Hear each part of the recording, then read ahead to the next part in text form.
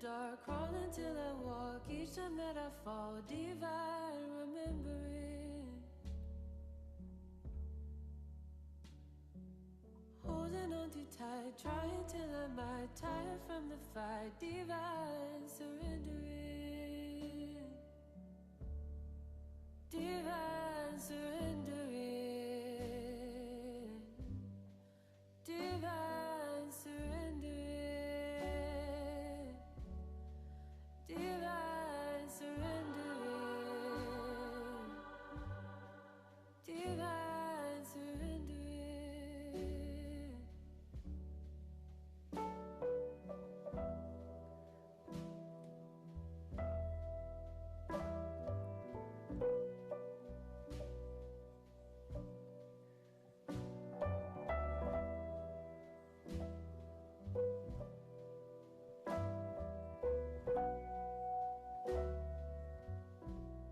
Safe to surrender now. Safe to remember how. Safe to surrender now. Safe to remember how. I release what is not meant for me. I believe what's meant for me will be for me. Feeling in the dark, crawling till I walk. Each time that I fall, divine remembering. Holding on too tight, trying till I might tire from the fight. Divine surrendering. Divine surrendering. Divine surrendering. Divine surrendering. Divine surrendering.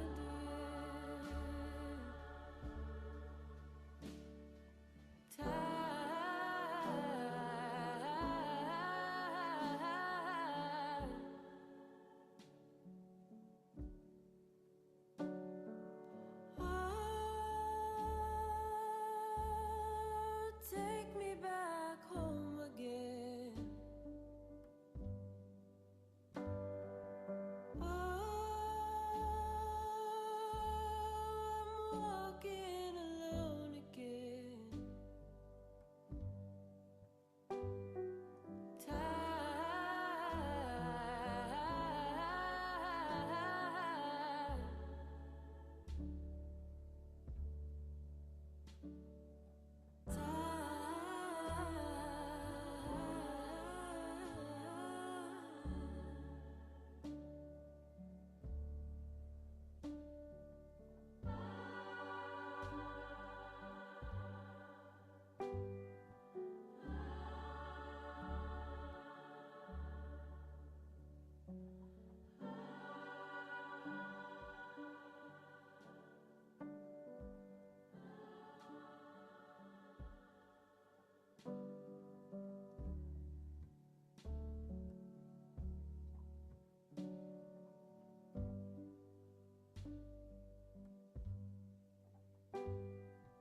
Oh, give up control again. It's okay not to know again. Feeling in the dark, crawling till I walk. Each time that I fall, divine remembering. Holding on too tight, trying till I might tire from the fight. Divine surrendering. Divine surrendering. Divine surrendering. Divine surrendering.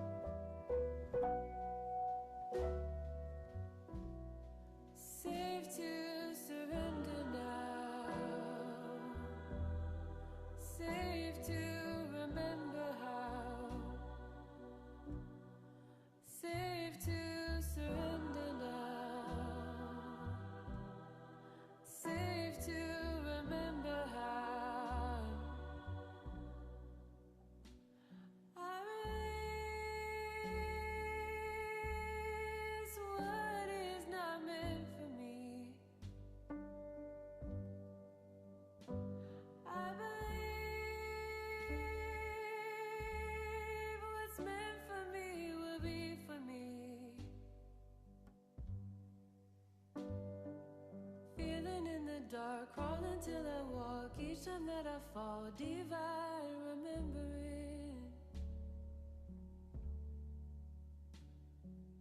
Holding on too tight, trying till I might tire from the fight. Divine, surrendering.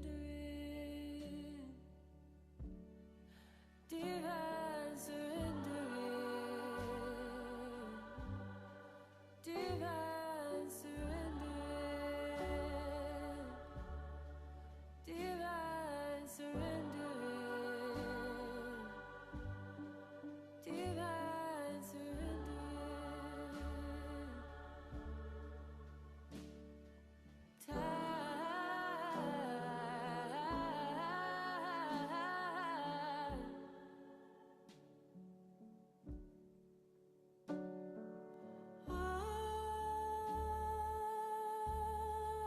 Take me back home again.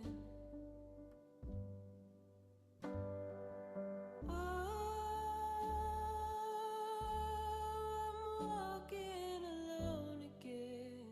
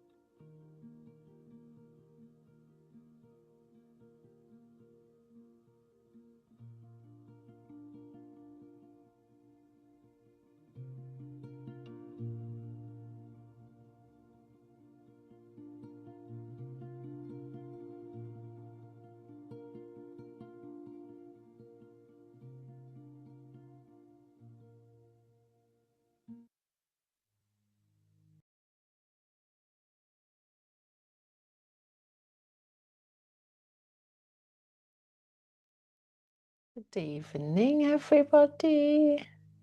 Are you all right? Can you hear me okay? Yes, thank you. Hi. Hello, you all Hi, right? darling. Yeah, I'm good, thank How are you. you doing? Lovely to Good, see yeah, everyone. really good. Thank you. How are you? I'm good, thank you. I've had a busy weekend, been training quite a lot, but yeah, I'm good. I'm good. I've got a Fantastic. week off. Julie, you've gone blonde. than last time I saw you. Julie Martin, you look blonder than last time I saw you. Maybe I'm Hi, a little bit blonder. Maybe just a yeah, tad blonder. you look like a blonde bombshell. I wish, honestly. Well, we're going to get Ginger in our lives this month, and then we're going to get our Vavavoom back if we've lost it. Joe, you look great. You do look great. Oh, lovely. Joy, hi. Eleanor, Rachel. Dawn, hello. Pat, Haley. Oh, lovely to have you in, Haley, as well. I've not seen you forever. Hi, Claire. Mandy, did I say hello to Mandy? I don't know if I did. Beth Ann, Sarah, Janine. Lovely, great. It's lovely to see everybody. And I know a few ladies, I think, have got chaos going on at home, so they're coming in a bit later, or they're catching up on the recording. And I just want, did I share the story, the history of Ayurveda and where it came from at the beginning? Did I share that with you? No, I thought I might share it tonight because it's a nice little story, and I love a story.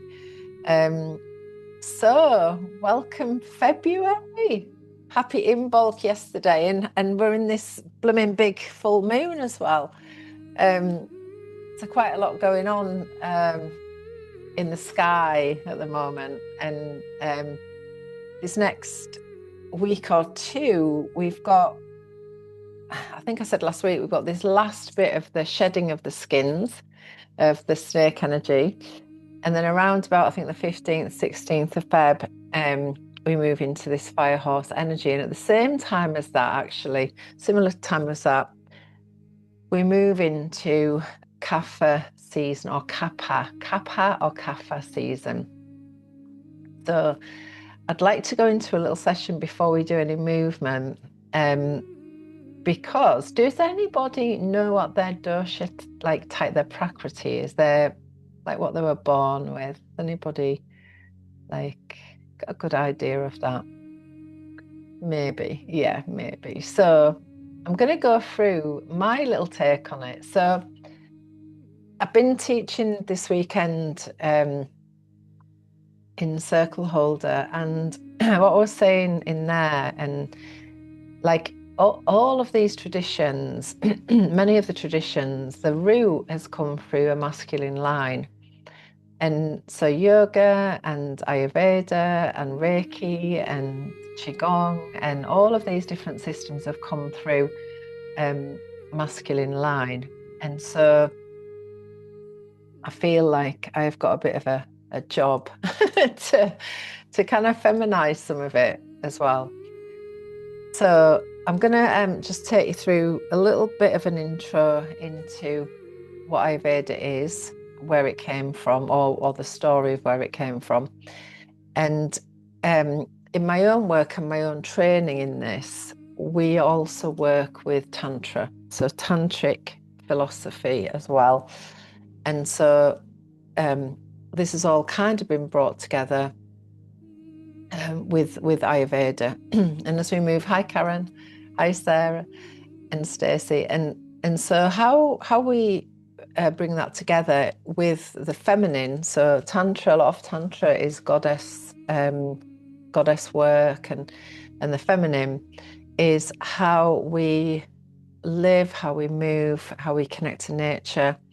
And it kind of, in some ways, when I first found Ayurveda, I didn't get it. I didn't understand it. It was just too like, oh, it's just way over my head. I was interested in it, but I just didn't get it.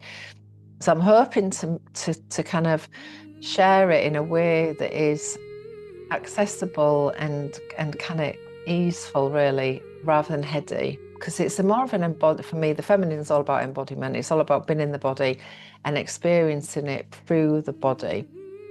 And so, for example, we're moving into Kapha season, and we can see it outside. So if I walked this morning with a dog in the woods, it's muddy, it's heavy, it's wet. it kind of has that dull energy, but then also it kind of has this freshness of this new coming as well. So we've got this Kapha, which is water and earth coming together, and everything feels a bit heavy, and that's the kind of energy that we're moving into. Now we're coming out of a Vata season. Vata's air, so it's about dryness and the winds blowing and frost. And so in Ayurveda, what Ayurveda says is opposites balance. So actually, as we come out of air element, we come straight into this lovely heavy energy that's going to bring that windy wildness down before we then come back into this fire energy. If we were to go straight from Vata into fieriness, it might blow on the fire and expand it all a bit. So I'm going to just share with you this story so you can just settle in. We'll have a couple of breaths to arrive, and then we're going to do some movement. We're going to work with energy tune-up again, but I want to work with it with a more of a circular focus, because the feminine in her movement tends to be feminine moves in waves and circles. Masculine tends to move straight lines, like sun salutes, typical full-on masculine practice. It's all on the same line. Whereas feminine wants to move and flow and feel beautiful. And that's what we're going to do tonight. So we're going to use the practice to help us really feel into our body, to begin to gently move stagnation that might have built up. And I'm going to talk a little bit about that. And then I'm also going to talk about, I've got a lot to fit in tonight. I also want to talk about the Kapha woman, the Vata woman, and the Pitta woman. So we can hopefully maybe get a little handle on, ooh, is that me? Ooh, is that me? Ooh, do I relate to that? And then we can then kind of recognize, then once we kind of feel into what is our prakriti, our kind of type, then we know which season we're going to need to make a few more changes. And every season there's going to need to be a little bit of a change. But for some, maybe more than others. Like I've got a lot of Kapha. So I know when I go into this next season, I'm going to need to warm up a bit, and I'm going to need to get my body moving as much as I want to lay in bed late, because it feels so nice. And so I'll hopefully make it explain and make it understandable. So for those of you that haven't been in before, welcome, and it's lovely to see new faces, and I'm really happy to see so many people being quite interested in this topic, because I believe it is a fast moving train, is Ayurveda. It's coming fast, and people are really getting on board with these ways of living. And we've even had a couple of ladies already who said this week they've been a year ago told that they need to go on statins, but yet through just changing their lifestyle practices and food, at the end of this year they don't need it. They're okay. They're kind of bodies of balance. So we know that this stuff works, and it's been around for 5,000 years, over 5,000 years. So we know it works. So Ayurveda in the language, in the Sanskrit, Ayu means life and Veda means a way, and both together it means a science of life, or a study of life. And so a lineage, which is where Ayurveda comes from, is said to be that which is eternally flowing down and eternally giving. So a live lineage is a live flow of energy that's moving through all the time and giving us new knowledge, and it has a system to it. So it has a system to follow. Hello, Sarah Proctor. So my belief, and I think this is quite a big thing really now, because we see yoga like everywhere. Like yoga is the thing. It's like gymnastics on a mat. It gets you fit, and it does all them things. But yoga is just a part of Ayurveda. It's actually quite a small part, but it is a part that attends to the body. And when we bring all of that together with Ayurveda, that's why for me, it was never separate. It was never separate, because it's all part of being well, you know, creating this healing climate where we can be well. And so it kind of, for me, goes hand in hand. So Svasta, or I spoke about it earlier, Svasta, this word to be well and vital, to be seated in the self, to be centered in who I am. This is really, for me, the goal of bringing all of this stuff together. And so really, as we do that, what happens is we bring balance to the masculine and the feminine, and we bring them together. And what that does is it connects us to the part of us that doesn't die, the spirit. So it doesn't exclude the spirit, it includes it completely, with the mind, body, spirit all come together, and none of it is separate. In the medical field, I think what's happened is we've actually become quite separate, and the spirit part of us has kind of got put a bit over there. The emotional side of us has got put over there, and it's all comes from head and body, and that's all that is tended to. This symptom, it's get treated by this. Whereas Ayurveda says, what led up to this becoming this imbalance, and so, you know, how do we then treat that? So the history of Ayurveda, which is so interesting really that it's coming now in, you know, we see this in our time. So the history of Ayurveda is that in a little village in India, it was seen that people were becoming sick, and they were arguing and falling out, and this was spreading, this dis-ease was spreading, and it was spreading through all the villages. And so it became a problem. People were dying and getting ill and falling out, and everything was just getting really not pleasant. And so the heads of the villages were gathered together, and it was said that the solution to the problem would never come from the minds of men. It could only come from the gods, from the rishis. And so the heads of the villages were sent up into the mountains to commune with the rishis to find a solution to the problem. And it's said that through the rishis and through the gods that Ayurveda, the lineage of Ayurveda, came from the wisdom of the gods of the spirit self. So it was a live lineage that was brought down through meditation, through these rishis who had meditated on in these mountains for many years, and observed nature. And so we see that in yoga. You know, a lot of the postures, if we look at them a bit deeper, are very much associated with animals, with things, you know, trees, mountains. We see all these things in nature, and that's why the original system, a lot of those postures were things that were observed in nature. And so the men came down from the hills into the villages and started to share this wisdom, which was Ayurveda.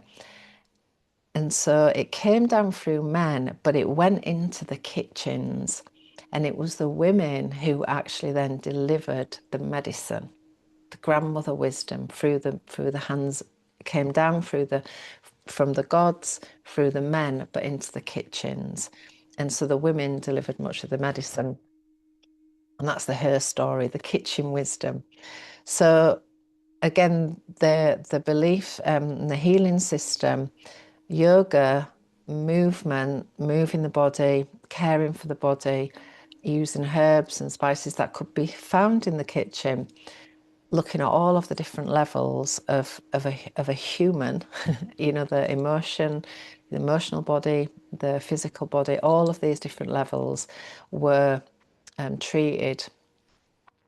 All the seasons, you know, how things fluctuate, how everything changes. To green spa, yeah, just recently actually, yeah, somebody's just messaged me about that. Apparently they've brought their prices down a bit, so I think I might be able to go myself again, Hayley, as well.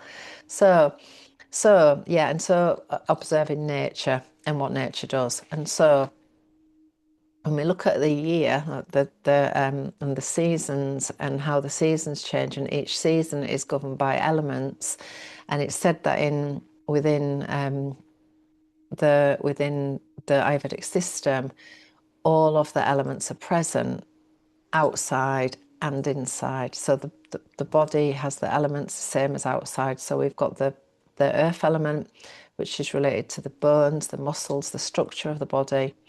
Water element, which is the fluids in the body. We've got fire element, which is associated to the digestion and also how we perceive and the temperature of the body. And then air element, which is very much associated to our breath and also our mind. And then the ether element, which is the spirit and the spaciousness, the space in between everything. So all of these elements make up these dosha types. So when we move into a new season, which is where we're going now, how Ayurveda treats is by using opposites to balance. So if we were, for example, probably the easiest way to kind of share this is if I was a typical Pitta dosha type, so hot body type, I'm quite warm, my hair's quite red, my skin's quite pink, I have freckles, I burn easily. And I was to be, say, I don't know, in India, in the height of the season, eating hot, spicy foods every day, it would aggravate that already fiery nature.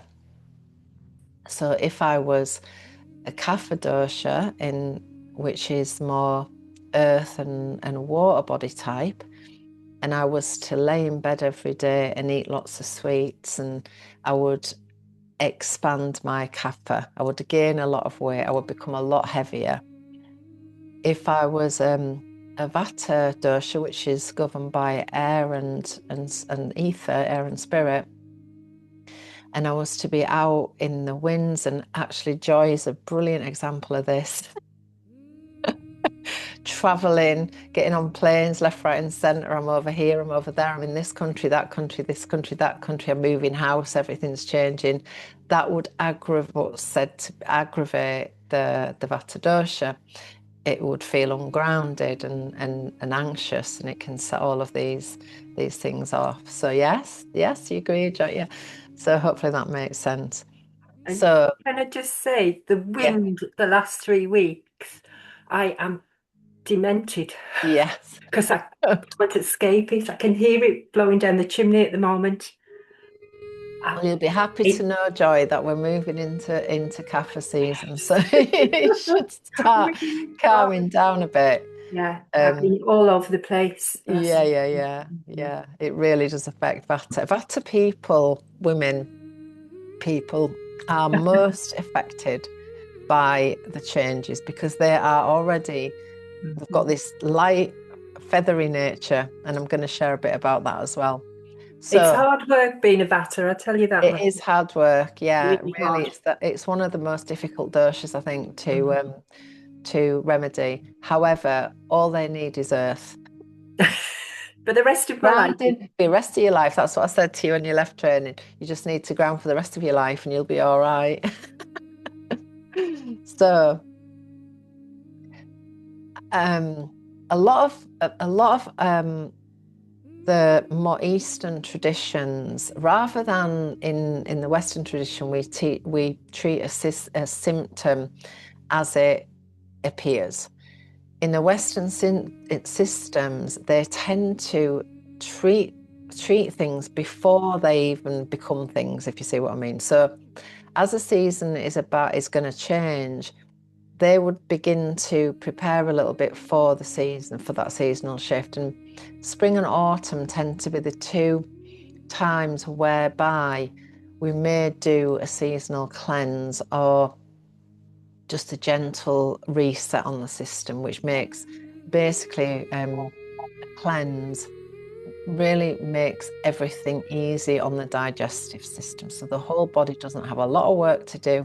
It can naturally transition from one season to the other without getting aggravated. And that's what we're trying to do, is we're just trying not to aggravate the system all the time, so that we can, kind of in balance. That's what we're looking for.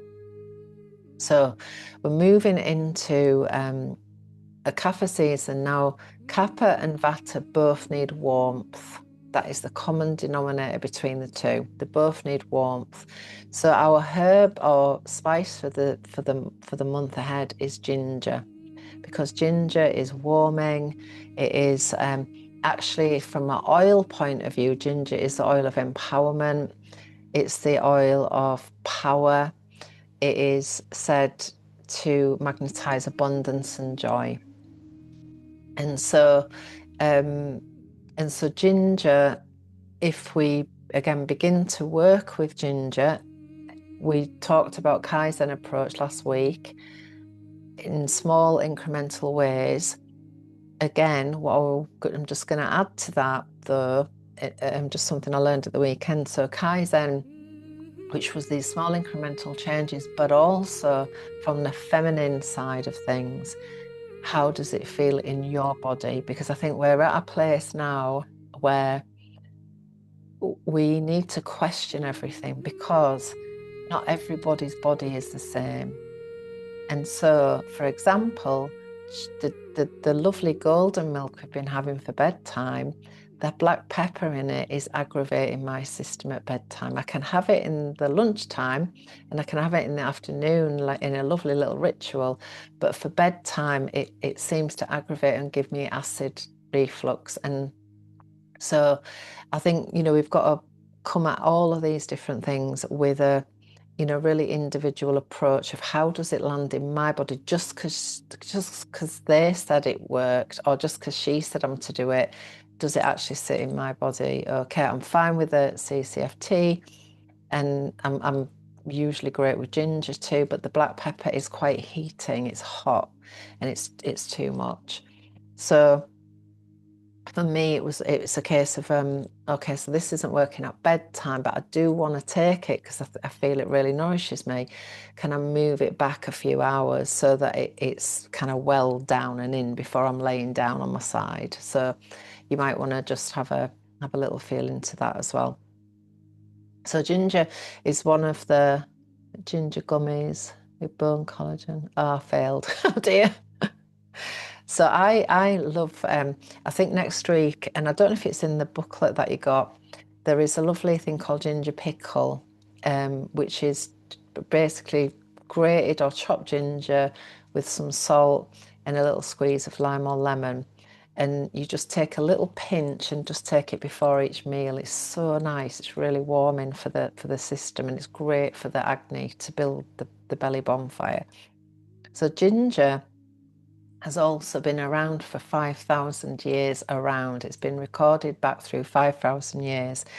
And its roots are in actually Ayurveda. Its medicine is a digestive tonic, a circulatory stimulant, and an agni igniter. And agni, the belly bonfire, is the key to all health and well-being. So we want to be building that agni, that belly bonfire. So again, it's been seen as a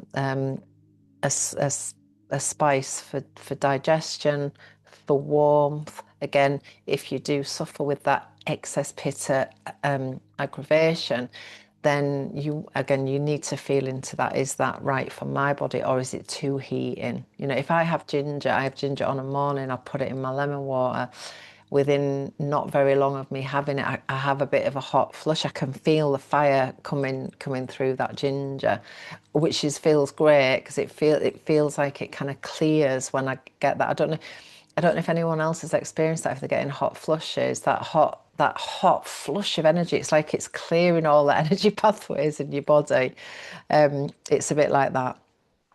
So it carries fire and earth energy, so it is grounding. And it also moves stagnation and awakens vitality. So it also brings us home to the body. And really, that's what all of my work is about getting us embodied back in the body, away from here, all the time, out, and getting in the body. And so, you know, when we're coming to, if we think about where we're at the moment, we're kind of just we had in bulk yesterday, we're just very, very gently coming out of hibernation. and Pitta, yeah. I'll put a link in. I'll put a little questionnaire into the group as well, so you can just have a little look at it, and I'll go into this as well. And so ginger has also been used in Chinese medicine, Middle Eastern, African traditions, and is used as an aphrodisiac too, girls. So it's been also associated with protection, courage, vitality, and heat. Now, this is I've just taken this from Adam Barrelet's book, Gifts of the Essential Oil. So this is from the oil. It summons energy that you need. It dispels feelings of despondency and victimhood and weakness. So if you've been, if you've been poorly and you can't just get, you can't just get yourself going again, you just feel like a little bit weak in the body. It can just give you that instant fire within. So it boosts vigor and strength and revives your vavavoom, girls. We definitely want a bit of that. Helps to clear brain fog and any, like, if you feel mentally drained. So it's really good for brain fog. It builds confidence and courage to seize opportunities that show up on your life path and leads you to become a fully present participant on your own life path. So it's got all the good stuff, girls. So we're going to bring that in this month, and again, just see how we get on with it. So Kapha season. So as we move into Kapha season, again, from the feminine, and all the work that I'm doing now is from the feminine form. So it's not about get it going, get everything moving, push. That's not where we're at all. When we enter Kapha season, the Kapha season is asking us not to push, but to stir. So we're just stirring out of hibernation, not to purge, but to warm. Not to hustle our way into spring, but to invite circulation back into places that have been resting. So we're just slowly coming in. We're not banging out 10,000 sun salutes every morning or whatever. We're just slowly coming out and just really, teasing the body awake.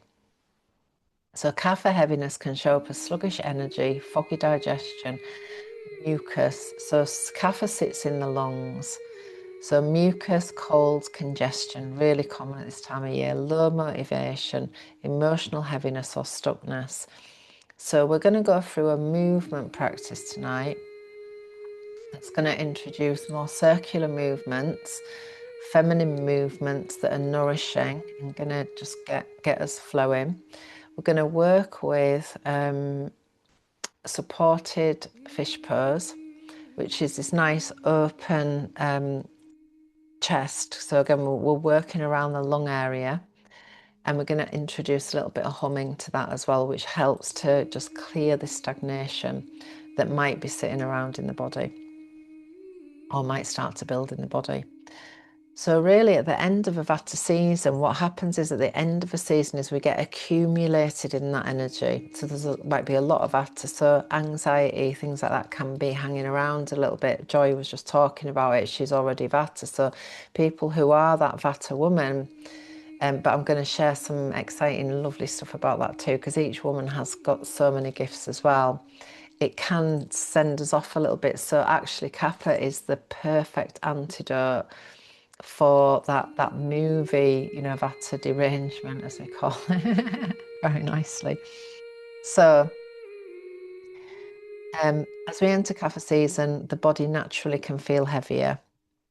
For those of us that have got a lot of Kapha, you might feel it already. It might, I feel like I would just want to stay in bed on a morning, like I can't be arsed. I just want to stay in bed and cuddle up with my fella, and I just can't be arsed. Just getting later and later now. Tomorrow morning, I've got like my alarm is on. You're getting up now. Come on, let's do this. Kapha asks for. Yeah, grated and frozen ginger's fine. Kapha asks for warmth, rhythm, and gentle movement. So just enough to remind the body that it's alive. Well, maybe a bit more than that. A bit more than that. Think about the bear just starting to come out of hibernation a little bit. It just wants that move, a little bit of movement. So just enough to remind us. Unexpressed emotion. This time of year, because it's like it can dip into that depression side. That anybody that suffers with the SAD, it can be kind of a bit peaky at this time because we've been in the darkness for a little while, and that can show up as unexpressed emotion. So that again can look a bit like stagnation and heaviness. So movement, breath, circulation, and we're beginning to emotionally thaw out. So we're just kind of moving into this nice kind of loving mother energy, really big mama energy is Kapha. So motivation has been resting. Emotion, we might be ready to start moving. Now, an intention for the week, and I think it's on the email that you got this morning. I allow my inner fire to awaken gently. So we're not pushing, not driving, not forcing. We're just allowing things to move nice and gently. So we're going to stir, Kapha. We're going to stir, that's all. So focus is rhythm, repetition and warmth. Trying not to, we're not trying to wake everything up at once, but just tapping gently on the door. So we're just starting to wake up a little bit. So this is not cardio. It's unhurried but continuous. Kapha loves rhythm. It's steady, like elephant energy, plod. That's how it likes to move, like a bit like Ganesh, the elephant. It's that lovely earth, ploddy, slow, easeful. That's Kapha. It's like, yeah, it's just got those lovely slow vibes about it. Really helps the Vata people.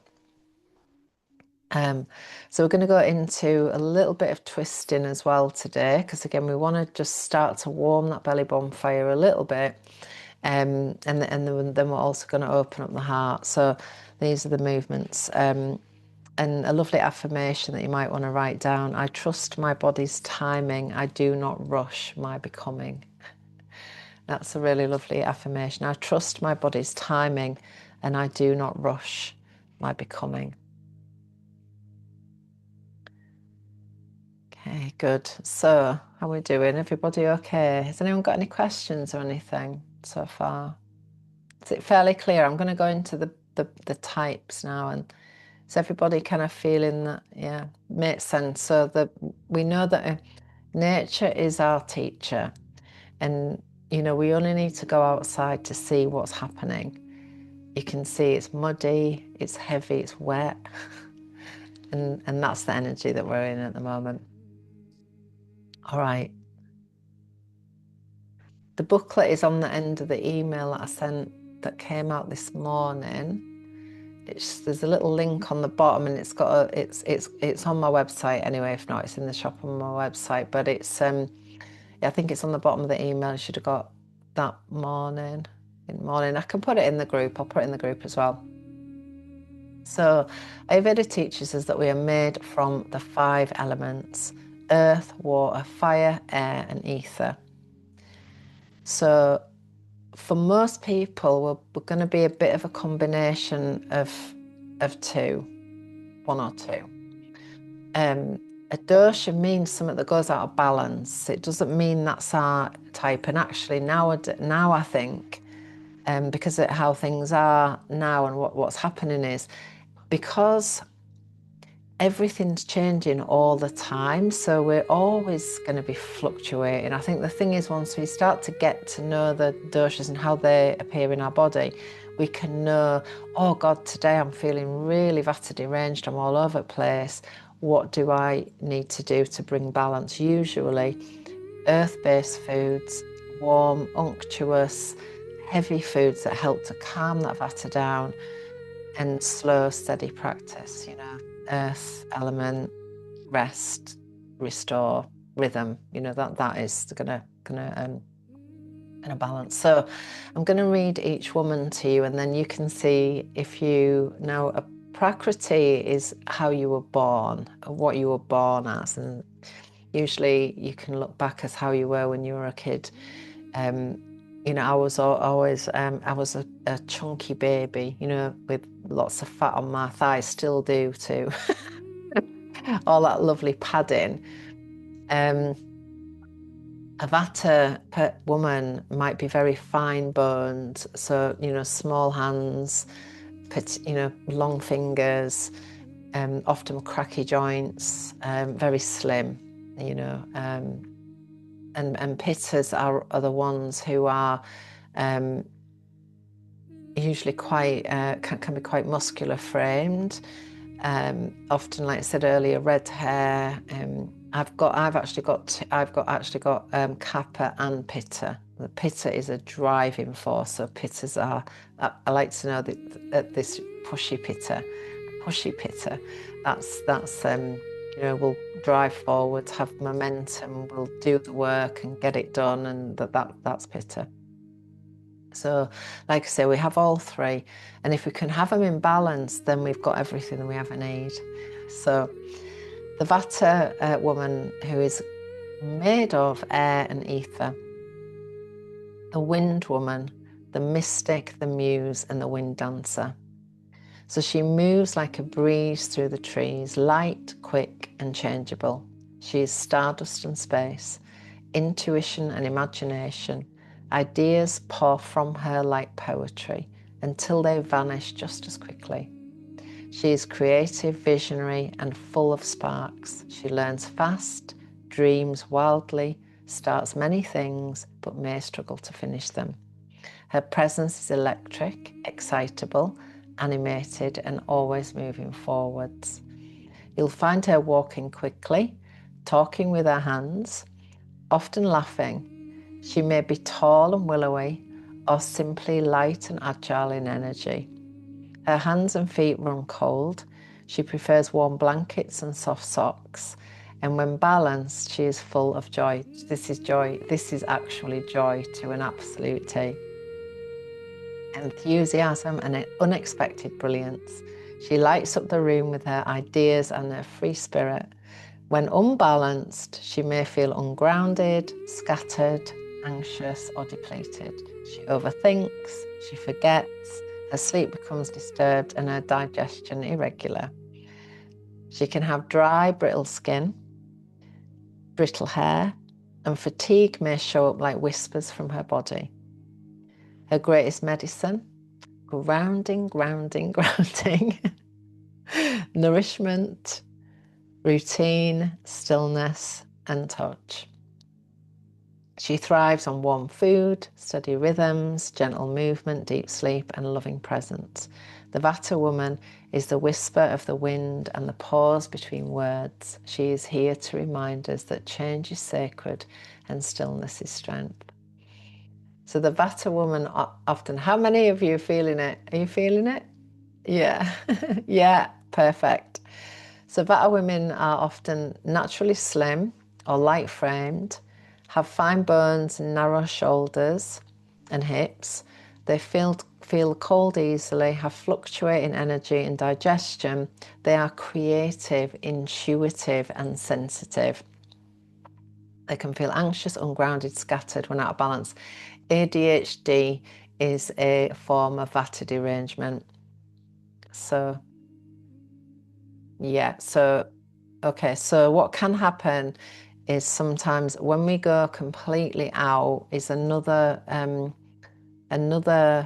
dosha might come in. So what I've learned is sometimes Vata will push Kapha. So Vata will push Kapha in, which again, the body is getting bigger, it's grounding. So it can come to so emotionally, Vata holds fear, worry, and overthinking when unexpressed. So you can usually actually see your dosha in your hands as well.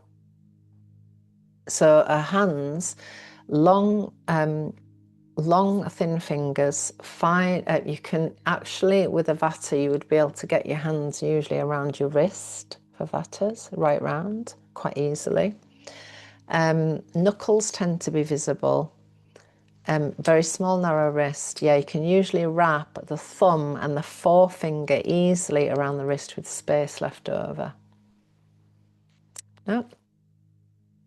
So in Kapha season, Vata can feel slightly soothed by the heaviness, but still needs warmth and rhythm so it doesn't get sluggish or damp. Okay, so everybody got that? Yeah? I can share these in group actually as well. So Pitta, fire and water. Vata is winning at the moment. Yeah, Vata Pitta. Yeah, so you will have a combination of both usually. So in Kapha season, oh, I said that already. Pitta. So Pitta, which is a combination of fire and water. The flame woman.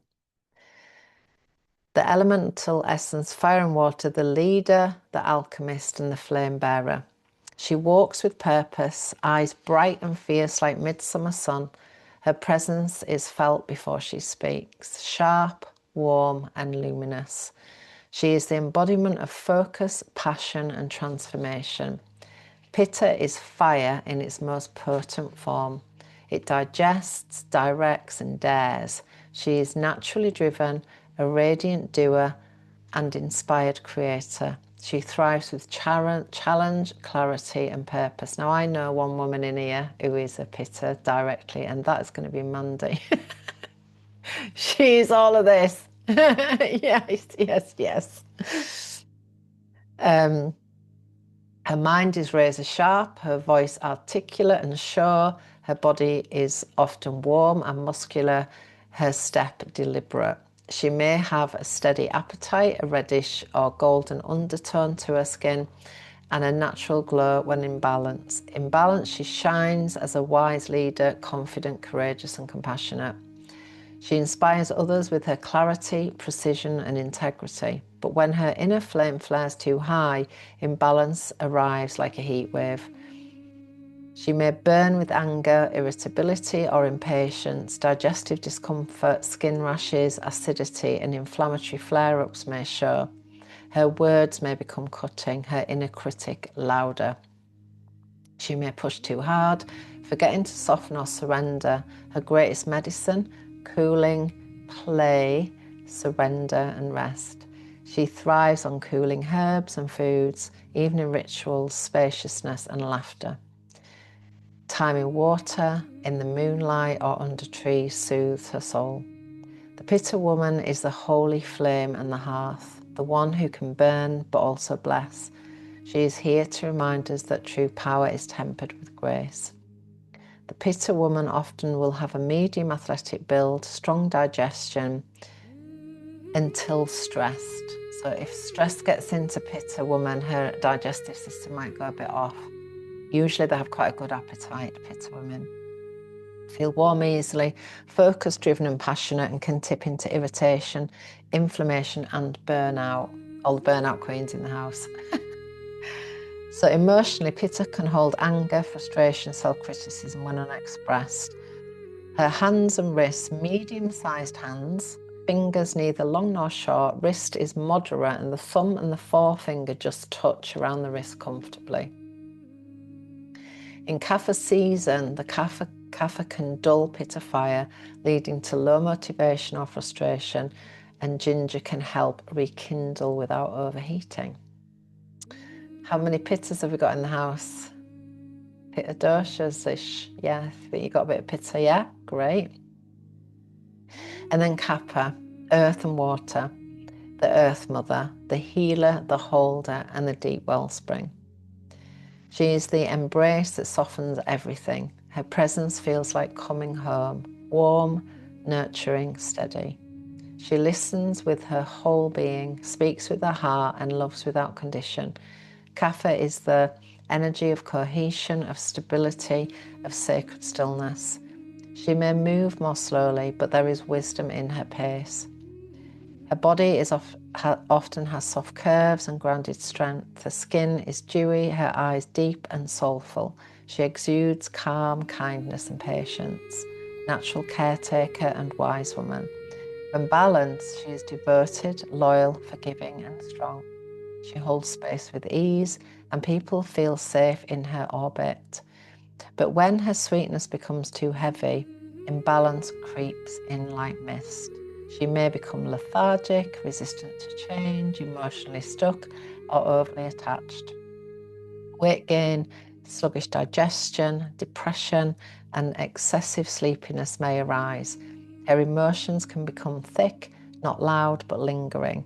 She may hold grief in her chest and stagnation in her joints. Her medicine is movement, lightness, release, and uplift. She thrives with stimulating routines, brisk walks and fresh air, vibrant spices, joyful dance, and dry brushing. She needs to move her body and express what she feels, especially when she doesn't want to. That is definitely me. Julie's got it going on. I think me and Julie are quite similar dosha types, actually. The Kapha woman is the sacred soil, the keeper of memory and the pulse of the earth. She is here to remind us that love is not weakness and slowness is not shame. When imbalanced, she is sluggish, heavy and stuck.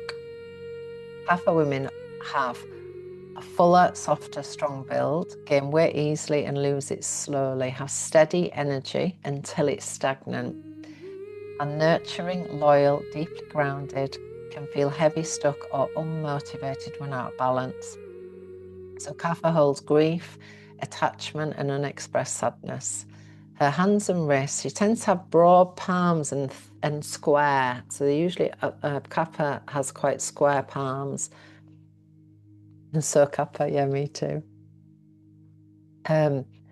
Shorter and thicker fingers, quite big hands often as well, and strong bones. So her wrist is wide and a thumb and forefinger can't really meet easily. So they might just not quite come together. So in Kapha season, so the Kaphas really here are going to be the ones, if you think you've got a good bit of Kapha there, you're going to need to be careful because we're going into a season that's going to increase it. It's going to make it bigger, more of it. So in Kapha season, Kapha accumulates. This is when sluggishness, mucus and emotional heaviness can show up. So the medicine is gentle stimulation, warmth, rhythm, but not depletion. So a loving reminder for women. Most women are Vata Kapha, sensitive and earthy, or Pitta Kapha, strong and nurturing. They all change with age, hormones, seasons, and definitely stress. Kapha season doesn't mean you are Kapha. It means Kapha energy is dominant in nature and we adjust gently. So this is why extreme detoxing backfires. We don't want to be doing anything too extreme, especially not in feminine form. Harsh discipline exhausts the nervous system. Slow warmth, movement and consistency restore radiance. And a body type is not a box, it's a conversation with the seasons. So right now nature is Kapha. So we warm, we stir, we move gently, and we trust the slow return of fire. Make sense? Yeah, you all kind of be identified with like where you might be at, and I'll put a long questionnaire, like a questionnaire in, and you kind of I'll do it as a ritual. So I'm gonna I think there is a ritual on it to do it. So you do it quite slow and steady, and kind of really sit with yourself, be really present with yourself in this moment, because it tends to be as we move in and out, everything's going to change. Our time of life, it's going to change. In Kapha time of life, it's like when we're growing. So when we're young and we're growing, and then Pitta comes in kind of like, I think it's early 20s and into our 40s, and then we move into Vata as we age and as we get that bit older. And we can see it as, if you look at an elderly lady, she's going to be, usually quite fine boned and, dry, we dry up, don't we, as we get into that. So, and menopause can come also in all of those doshas. So there is a different way of menopause for women depending on the dosha type, and the same when we come to the end of life. Interestingly, all of the elements leave in a certain way as we die, and usually your element, the one that is your most dominant element, is the longest one to leave when we're dying, which is quite interesting. And interesting to observe it and working with people at end of life. That, yeah, it's very interesting. So, how's that all feeling? Do you need a pee break before we move? If anyone needs a quick pee break, this is a good time. And then we're gonna move our body, and then yeah, I want to just do a little bit of twisting and stuff. And I know that Rachel is in the room, and this weekend I've been working with reading the wild geese, and I know it's quite special to her, and so I want to share that, because one of the things I think that is coming really, really powerfully to me at the moment in the work that I'm doing is this idea of embodiment, and in feminine form, to be fully in feminine form is about being slower, being more embodied, and moving in a way that feels like love. And that's how that kind of this time, no, because time is air and space, actually. Kapha's slow, it's slow heavy. Yeah, so this line, you only have to let the soft animal of your body love what she loves. That is feminine form to me. And so yeah, so I actually did a breakdown of the meaning of this, the deeper meanings of this reading, because it was so beautiful I just wanted to break it down because it just spoke to me so much. So I've done a little bit of that, so I thought we'll finish with that tonight as well. Yeah, favourite Mary Oliver poem. And so yeah, I just put it into just to get through a feminine lens the meaning. So all right, good. Is everyone back in their room, or has everyone gone pee break now? All right, so I've got a bit of a sexy warm up for you today. Got a bit of Havana, because I thought we'd maybe get the hips rolling a bit, just moving. Yeah, getting a bit sexy, girls, today. Yeah. So yeah, has anyone got any questions? Are we all good? I think I don't know if I've seen anything. That was like a big lesson, wasn't it?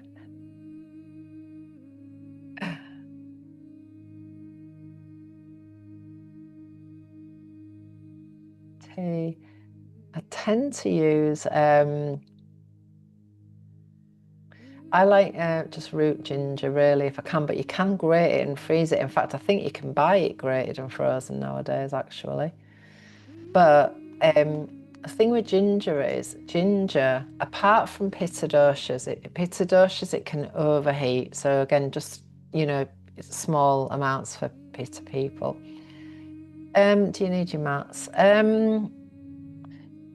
You don't need a mat, but we're going to be laying on the floor, and you might need a couple of bolsters. So if you've got them to hand, that would be great. Or, maybe just something that can just prop you up a bit, because I want to work a bit on the chest. So I want to open up. What I'd also like you to do, which might be helpful for you more than anything else, is if you pin my thing to your screen, so it makes it a bit bigger rather than the gallery, it might make it a bit easier for you to see what we're doing as well. All right, ladies, let's move our bodies.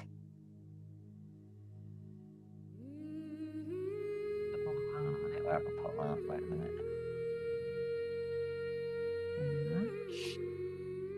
I've got to find it now because I moved on a different.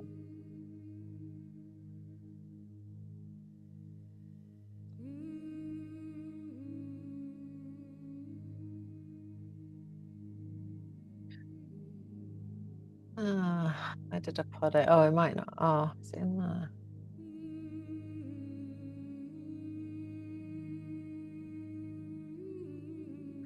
Oh, never mind. I That's not what I thought it was. Is it in there?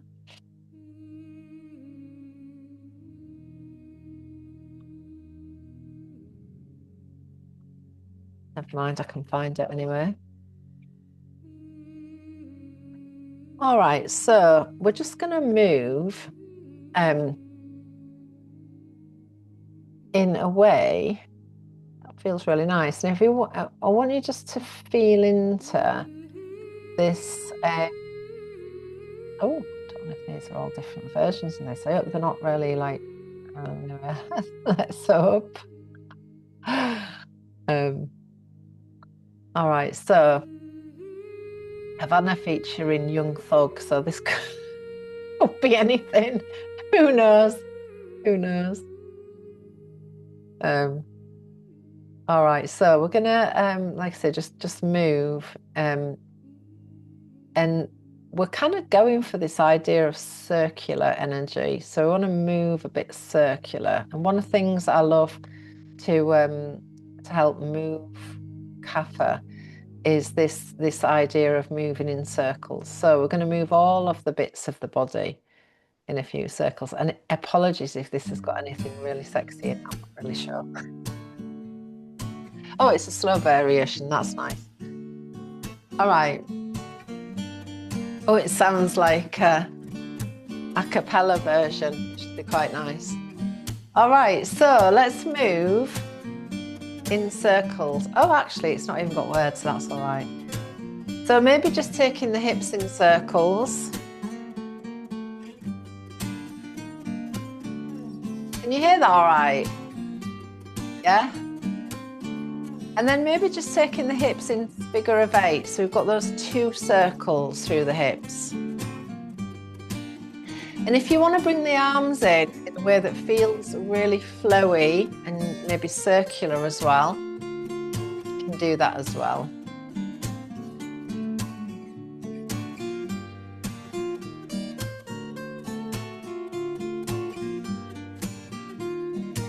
And then take your shoulders in these kind of circular movements as well, just to release off any stagnation around the shoulders too.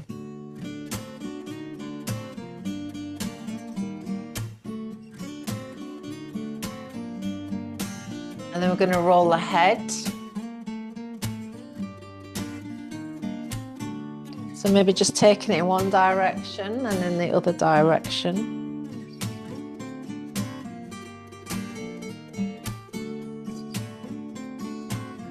And then just letting that roll, just roll down through the shoulders, maybe into the wrists as well. So maybe circle the wrists. I think we did a few nice floreos last week. Maybe we'll do a few of them. So just get your circular gorgeous groove on, girls, and just moving through the hips in a really beautiful way that just feels really feminine to you. So bringing back feminine form through our movement. And then let's just take the awareness down into the feet. So maybe just circling the feet, ankles, bringing that into the hip. And then the other side, again, just circle. And just take that movement right up through into the hips. And then just let yourself freestyle. So anywhere and anywhere, just let your whole body move in a way that feels beautiful. Bringing those lovely feminine form vibes into the body. Just letting your breath follow movement. Again, just releasing through the mouth if you've got any old, stuck, stagnant energy going on. Gorgeous. You look amazing, girls. We should all be in the same room doing a vibe. It'd be amazing. I'd love that. All right, so let's move into, we're going to go into our energy tune-up, but I want to bring a little bit more awareness to this idea of releasing stagnation in the body. So we're going to begin, again, hopefully you can see me all right. I'm going to start off with the feet a bit wider and the hip width apart. Now, another thing that I just learned through my weight training episode, Mandy, that I've just stopped aching from, is that for a woman, and this is from the yogic point of view, in mountain pose, we're told to have the feet parallel and hip width apart. But a woman's body is slightly different to a man's. So actually we need to just turn the toes out a little tiny bit. And again, just feel it in your body. So as you turn the toes slightly, it's not a lot, but it's just a little turn, it feels different in your legs and your feet and in your hips. Same with the pelvis. We're told to tuck the pelvis under, and again, just keep it nice and tight. But I'm going to invite you to just not do that. Feminine form is more loose. So I just want you to just give your pelvis a little wiggle, just side to side and shake. And then maybe backwards and forwards, but just letting the pelvis sit in a like nice neutral center. And then from that place, we're going to just draw a little bit of tone to the belly, but just lift up the sternum and just let the shoulders open. Again, just opening the space in the chest. So again, we're talking about Kapha sits in the chest, in the lung area. So we want to keep that area nice and open and free. Our life, unfortunately, has us like this a lot of the time because we're on computers and driving and we're hunched over. And so wherever we can, if we can just take a moment to really open up the chest and just give it space.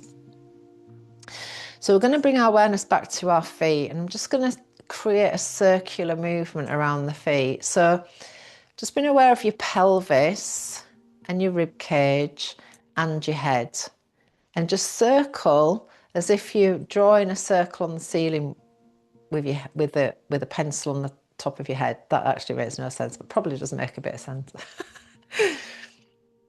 And we're just going to circle in one direction. You can just let the arms be relaxed. And again, just feeling that idea of these circular movements. Just releasing any stagnation. So again, I like to think about the when you empty the bath and it all kind of spirals down through the plug hole. So just letting any old stagnant energy release through the feet. Then we're going to reverse the circle.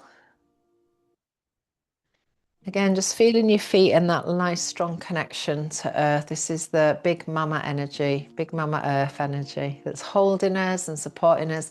She'll never drop you. She'll never let you down. So spring to me always feels like the safest season of the year, the most grounded season of the year, the most exciting actually. All this new life and possibility and hope and growth. So just let yourself come back to center. Again, just have a little shake out. Let any old stagnant energy just release down through the feet. Mama Earth loves to take away our shit and compost it into something new. And then we're going to move into some side bends. The side bends, great for lymphatic system. But we're going to, again, just imagine this circle. So we're going to take the left hand just below the navel, right hand above the head, and just imagine that you've got like a big ball, a big circle here around the front of the body.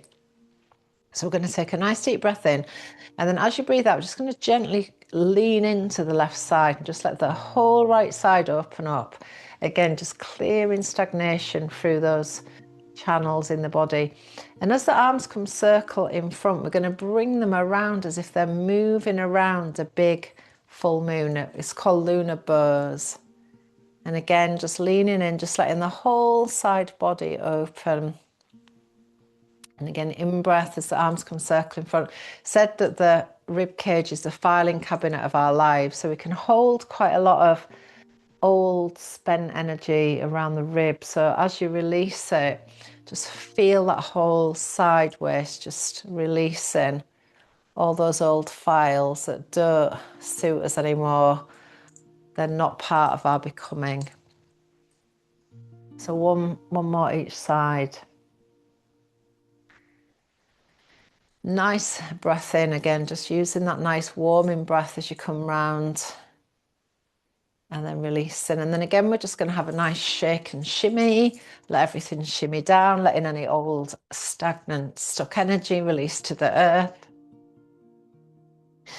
And then our next movement is called stoking the inner fire. So the arms are going to float up to shoulder height. We're going to take a nice strong breath in. And then as you breathe out, we're going to pull in the elbows to the sides. And you can use a nice fire breath with that. So again, just stoking that inner fire. So breathing in. Breathing out, breathing in, breathe out, breathe in, breathe out, breathe in, and breathe out. And again, just give everything a nice little shake. You might actually, those of you that are pitty, you might feel a bit of fire in the belly as you do that movement. Now, again, we're going to work into these lovely rotations of the arms. And again, just feeling that kind of circular movement as we start to bring the arms gently in heart wings, just up to shoulder height. So just feeling that movement, that circular movement, just releasing any stagnation around the shoulder joints. And again, just working with the breath, letting the breath bring in that fresh new energy, releasing through the out breath anything that is old, anything that's spent. Okay, lovely. Then we're going to bring the fingertips to the shoulders and we're going to bring these big circles with the elbows. So again, just working with the idea of circular energy. And this is called unburdening the shoulders. So just letting any old energy drop off. Again, just releasing any stagnation. Really opening that whole chest wall. A place where Kapha can sit and stagnate. Great, and then we're going to let that go again, just really nicely shaking it all out, shaking off the shite, down to the earth. And then we're going to work on the neck. So we're going to start off just keeping the body quite centered if we can. And we're just going to take the head to just look side to side. These movements clear energy in the throat area. So anywhere where our words are stuck, we're not expressing our truth. Again, if we've got that emotional stagnation where we're not speaking our truth, then these movements really help to kind of just open up that throat area. So we're going to turn the head, just looking around to the right. It's also called orientation, which calms the nervous system. And then the head's going to come back to center on an in-breath. And then we're going to turn to the left on the out breath. So again, just really feel that you're opening around that throat area. The colour associated with the throat is actually turquoise or aquamarine. So you can wear those colours or even crystals of that colour if you feel that your throat chakra could do with a little bit of extra support. And then as the head comes back to center, I'm going to just gently drop the right ear towards the right shoulder, just opening up the side to the neck.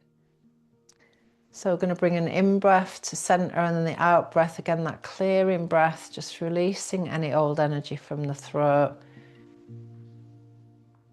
In-breath to center and out-breath, again, just stretching through the sides of the neck, lovely. And then in breath and again out breath, just really feeling that your neck and your throat. And then we're going to bring head to center. We're going to take the gaze to look up. A thing also with the eyes, and then we're going to look down, but the thing with the eyes is again, if you feel that Kapha energy is heavy, taking the gaze up will lift your mood, lift your energy. So again, if you're feeling that dip in energy and mood, if you just look up for a bit, I think that's where the saying probably comes from, looking up. Everything's looking up. We're nearly out of winter. And then down. And again, if you've got that derangement, then taking the gaze to the floor helps to ground your energy.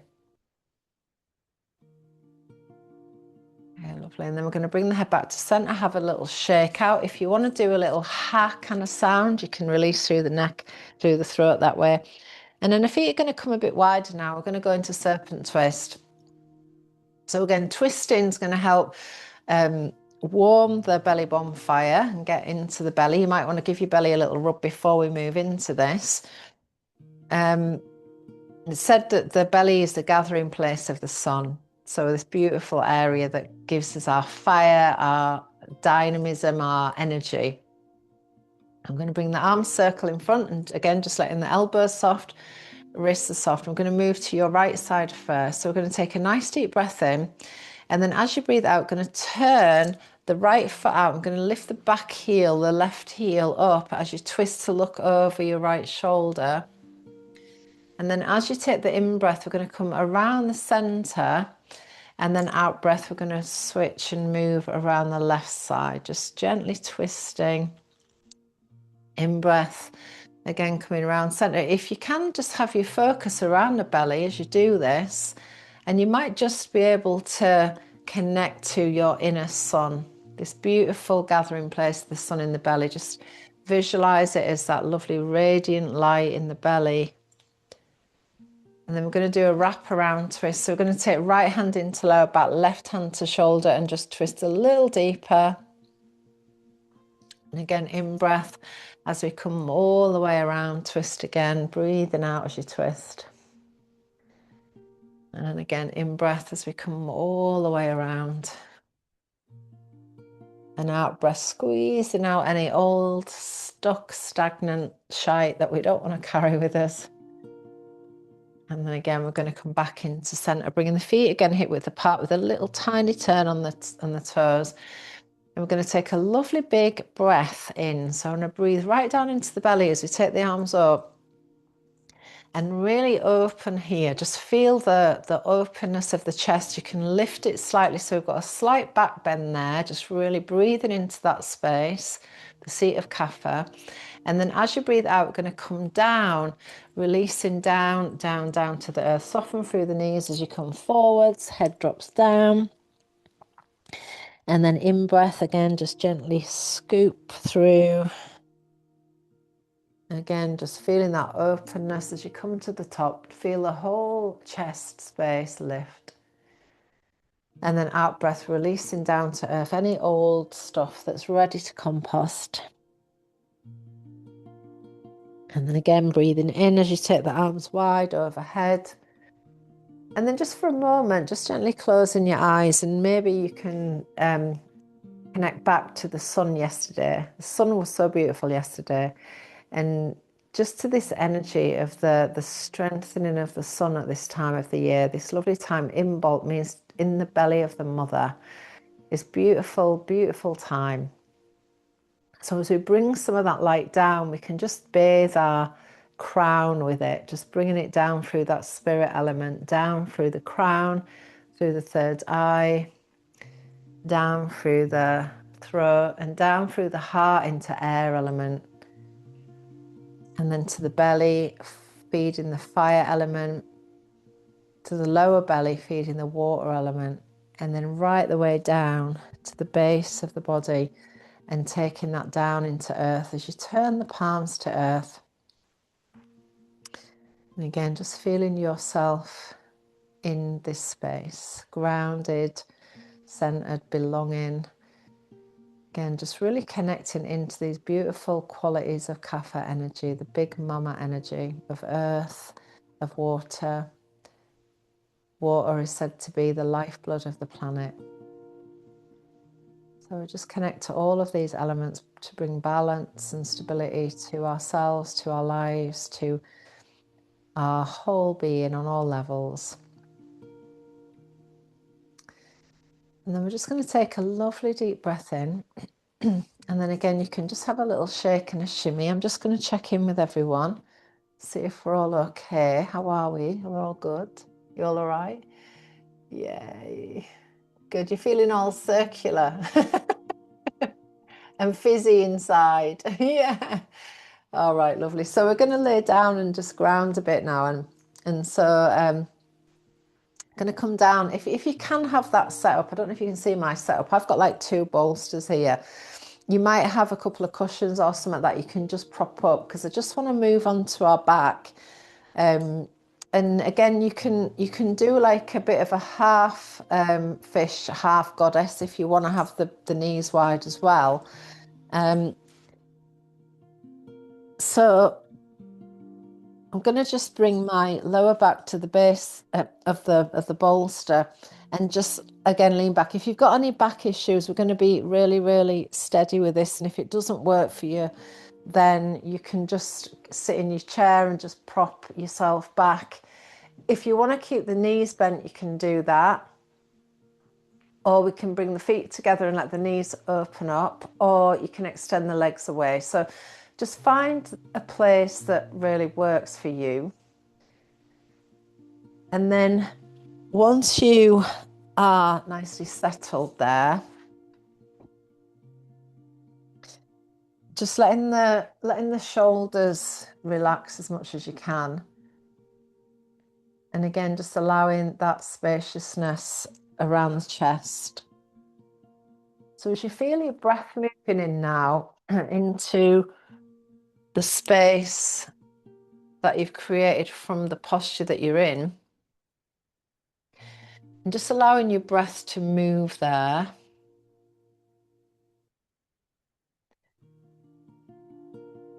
To move into that space.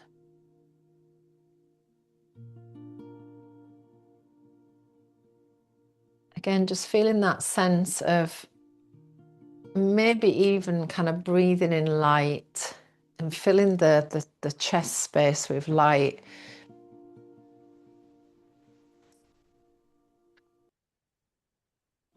And then if you'd like to, if you are feeling a bit vata deranged at the moment, you can hum the breath out. So if you feel that, just taking that nice deep breath in, and then you can just gently, gently hum the breath out.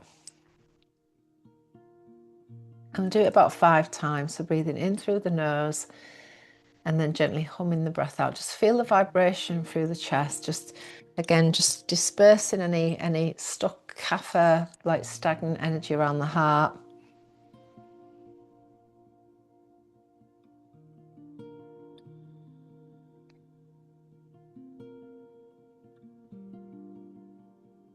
And then as you rest there, I'm going to just share a little bit about the pose itself, and also a lovely story about Matsyasana, the heart of stillness. So supported fish pose it gently opens the heart and the belly and releases tension in the neck and the shoulders. It strengthens and nourishes the spine, improves circulation and stimulates the thyroid gland. So it enhances respiration and emotional expansion. So it encourages deep rest and nervous system renewal. So this beautiful nourishing posture opens the portals of communication, intuition and divine trust. Helps energy, prana, life force energy flow upward and harmoniously through the chakras.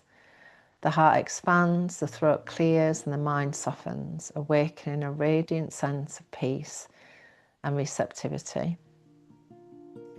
And a lovely affirmation for this pose: my heart is filled with joy and gratitude. I open my heart to the flow of divine grace. I'm held, supported and free to breathe into my truth.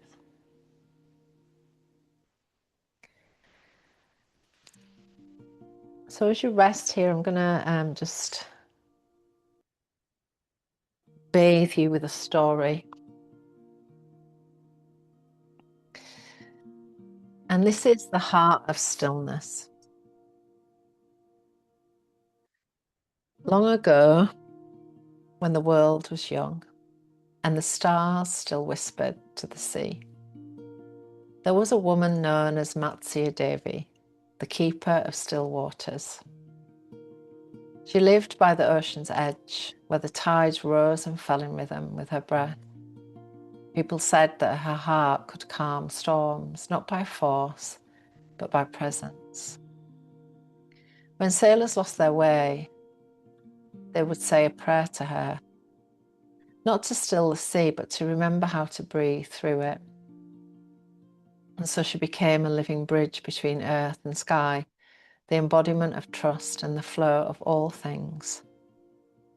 One night when the moon hung low and full, Matsya Devi felt the call of spirit stir deep within her. She walked to the shore, carrying nothing but her breath and the knowing in her bones. There she lay upon the soft sand, arms open, chest lifted to the heavens. The ocean's pulse echoed through her body, the inhale, the exhale, the eternal dance of giving and receiving. With every wave that washed near, she felt her heart rise like a tide, and with every retreat, she surrendered a little more. Her heart began to glow with quiet light, not a blazing fire, but a soft golden warmth that shimmered through her skin. The stars seemed to lean closer, listening to her breath.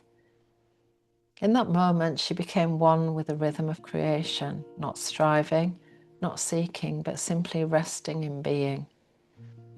The ocean whispered, "You are the tide that never ends, the breath that never leaves, still point within all movement." And so supported fish pose was born, the sacred remembrance of her offering. Each time we rest the spine upon the earth, chest lifted towards the sky, we return to her wisdom. We remember that the heart is not something to protect, it is something to open. So when we lay back in this pose, cradled and supported, we embody Matsya Devi's stillness, a woman held by the earth yet illuminated by the heavens. We become both anchor and wave, root and prayer, human and divine. So Matsyasana is the pause between the inhale and the exhale, the spacious silence where spirit speaks. And a beautiful whisper of this pose. I am calm within the current, the stillness within the song. My heart opens to receive the light of all that I am.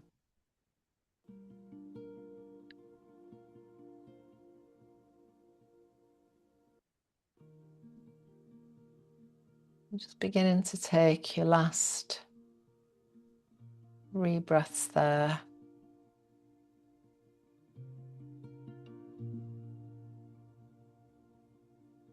And then we're just going to very, very gently begin to move in a way that feels beautiful.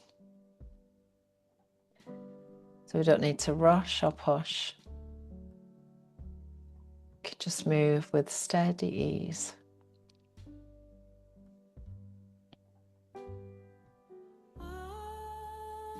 Just feeling that you're, again, just moving the body in this beautiful way. Circling and moving in a way that feels lovely. Bring yourself gently around whenever you're ready. So again, this lovely affirmation as you come out: I trust my body's timing. I do not rush my becoming. How are we all feeling? All right, I love this song, Addicted. I like all the time. The stories and the divine surrendering, yeah. All right, beautiful. How are we all doing? You might want to just bring your palms together, just give them a little rub, and then we'll just place your palms over your eyes, and again, just let your eyes just gently bathe in the warmth of your hands. And then tapping, we'll maybe do a bit of that next week. Tapping is a really good way, again, just to break up stagnant energy. So having a tap around is quite nice if you're feeling that kind of stuckness. You can give everything a nice little tap as well, just to bring you back into the room. Lovely. Is everybody back? So I'm going to share this beautiful reading, and it is, yeah, and I'll share a little bit about the breakdown of the meaning as well, because it's so lovely to close with, and just to remember parts of this reading, really, just to remember. So if I'm sure you'll have all heard it before, but it's called Wild Geese by Mary Oliver. You do not have to be good. You do not have to walk on your knees for 100 miles through the desert repenting. You only have to let the soft animal of your body love what she loves. Tell me about despair, yours, and I will tell you mine. Meanwhile, the world goes on. Meanwhile, the sun and the clear pebbles of the rain are moving across the landscapes, over the prairies, and the deep trees, and the mountains, and the rivers. Meanwhile, the wild geese, high in the clean blue air, are heading home again. Whoever you are, no matter how lonely, the world offers itself to your imagination, falls to you like the wild geese, harsh and exciting, over and over, announcing your place in the family of things. I'm just going to break this down a little bit, this reading, because it kind of just spoke to me so much. I needed to go into it a little bit deeper. So through the feminine and the tantric lens, I just want to share a little bit of what I found. So the first line, you do not have to be good. You do not have to walk on your knees for 100 miles through the desert repenting. This is a rejection of shame-based spirituality. Mary Oliver is dismantling the idea that worth comes from suffering, love is earned through self-denial, and the body must be punished to be redeemed. For women especially, this speaks to the pressure to be good, the conditioning to override the body, and the belief that rest, pleasure, and softness are indulgent. The tantric truth, however, you do not awaken through punishment, you awaken through presence. You only have to let the soft animal of your body love what she loves. This is the heart of the poem. The soft animal is the instinctual body, your nervous system, and your sensual intelligence. Your feminine knowing, she loves warmth, rhythm, safety, touch, slowness, and what feels true now. The line is pure Tantra, letting sensation lead instead of control. In feminine form, yoga, this means moving from feeling, not form, trusting the body's timing, allowing pleasure, ease, and truth as guides. This is not selfish, this is alignment.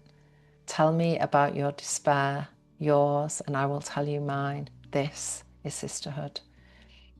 It's an invitation out of isolation and spiritual bypassing.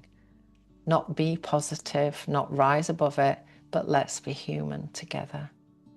This is deeply Kapha medicine. Heavy feelings are meant to be shared. Emotion that is witnessed can move. We don't carry alone. Feminine wisdom heals in relationship, not in silence. Meanwhile, the world goes on. This is grounding. Your grief, heaviness, confusion, they are real, but they are not the whole story. The world continues breathing, life keeps moving. Nature does not collapse because you're tired. Sorry. There is relief in this.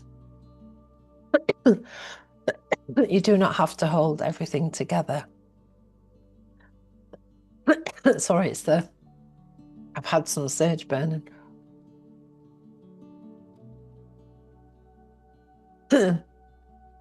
Meanwhile, the sun and the clear pebbles of the rain are moving across the landscapes. Here she reminds us that nature flows without self-judgment. Seasons change without apology. Rivers don't rush themselves. This mirrors Ayurveda and Kapha season. Heaviness is not wrong. Slowness is not failure. It's part of the cycle. Meanwhile, the wild geese are heading home again. The wild geese represent instinct. They don't question whether they deserve to go home, whether they are moving in the right pace, whether they've earned rest. They listen, they respond, they belong. Home is not a place you earn, it's a place you remember. Whoever you are, no matter how lonely the world offers itself to your imagination, this is reassurance. Even in loneliness, even in heaviness, even in despair, you are still in relationship with life. The feminine path is not about transcending the world, it's about belonging to it again. Over and over, announcing your place in the family of things. This is the blessing. You belong in your body, in your softness, in your slowness, in your humanity. You are not separate from nature. You are nature. So that's a little coffee breakdown of that reading. If you'd like it, I can put it in. Yeah, definitely. Yeah. If you'd like it, I can put it into the group as well. Just to come back to, because it felt so potent to the work, and when I kind of broke that down, it kind of was like, yeah, wow, that is feminine form, that is sisterhood, that is everything that we're doing here. So thank you, beautiful ladies. It's been so gorgeous to see you all again. And I'll see you next week for, I'm not quite sure what, I think we might do some day rhythms, I'm not sure, but see what happens, and have a beautiful night's sleep. Yeah, transitional times. Yeah, thank you. I love you, I love you, I love you. See you soon. See you next week. Have a lovely, lovely week. Bye. Bye. Ancestors, yeah, probably, Caroline.